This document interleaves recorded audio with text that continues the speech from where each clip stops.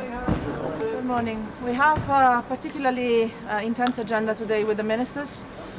First and foremost, we'll hear from Boris Johnson, debrief on Salisbury. I would expect that we'll say something in the course of the morning, so you will hear a renewed EU position in that respect. What is absolutely clear is our full solidarity with the United Kingdom and our extreme concern about what has happened that is really unacceptable. We'll have a point on the agenda to start with on Ukraine. I was in Kiev exactly 1 week ago to pass a message of full support both to the full implementation of the Minsk agreements, the non-recognition policy of the annexation of Crimea that we consider illegal and we do not recognize, and also our full support of the reform agenda of Ukraine. We'll discuss that with ministers, and I would expect we will reconfirm our full support, both political, financial, to the country. We will have then a special guest, Staffan de Mistura, Special Envoy of the United Nations on Syria, will update us on the state of play. It looks rather bleak, to say the least. It will be important to prepare with the United Nations our upcoming Brussels conference that is going to happen at the end of April. It will be very important to use it to call for full implementation of the latest UN Security Council resolution. We see developments on the ground are getting worse, and our full support to ceasefire and calling for the Astana guarantors to guarantee what they have agreed, including the escalation zones. Last but not least, we have another 2 points. I told you today it's a busy agenda. We'll finish late. We will have at lunch the Foreign Minister of South Korea, who will debrief us on the state of play, on the talks that are going to start with a summit between the two presidents, the open invitation to President Trump for a summit also with DPRK. The European Union has the toughest sanctions regime ever on DPRK, but we've always intended to have sanctions to encourage dialogue. So we will discuss with her ways in which the European Union can support these diplomatic efforts at the best. And last but not least, we will have a point on Iran. We had the Joint Commission monitoring the implementation of the nuclear deal just on Friday. I'll update the ministers on the good results we had during this meeting, and we'll discuss ways in which we can keep the full implementation of the nuclear deal with Iran. Do you see a common resolution against Russia? To talk about the sanctions that France, Britain and Germany are going to propose against Iran.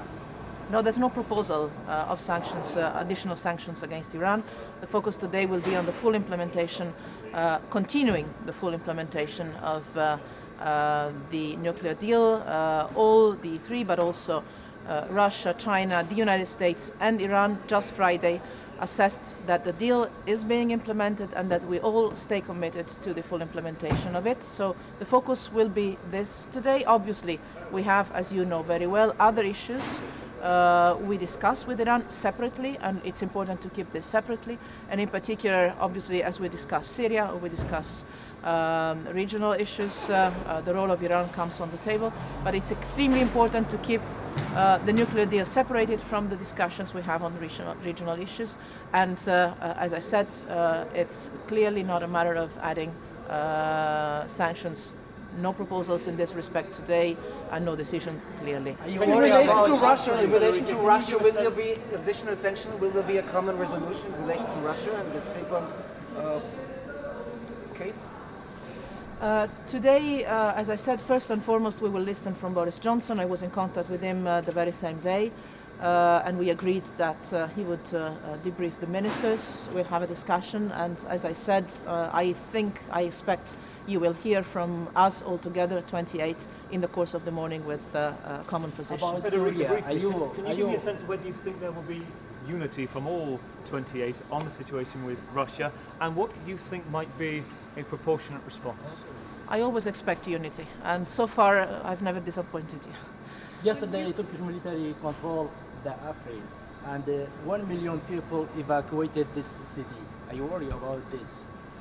So many things to worry about. Sure, I am worried about this. We have, from the beginning, stated that military escalations, military activities not targeted directly against Daesh or al-Nusra, the listed UN terrorist organizations, should be absolutely avoided, because the common sense and the common work was aiming at de-escalating the military activities and not escalating them. This was first and foremost the attempt that the three guarantors of the Astana process, Turkey, Russia and Iran, started in Astana. We welcome that, and we now call for coherence. If you worked on the escalation zones, you are expected to work on the escalation zones and guarantee that that is what happens on the ground. We'll discuss this, as I said, with the UN Special Envoy, with Staffan de Mistura, and you'll hear from me more in the course of the afternoon. Thank you. On ballistic missiles, Last. do you expect today the start of a discussion that will, over time, lead to more pressure on Iran on those topics? As you know, the European Union has sanctions in place on Iran for non-nuclear related issues.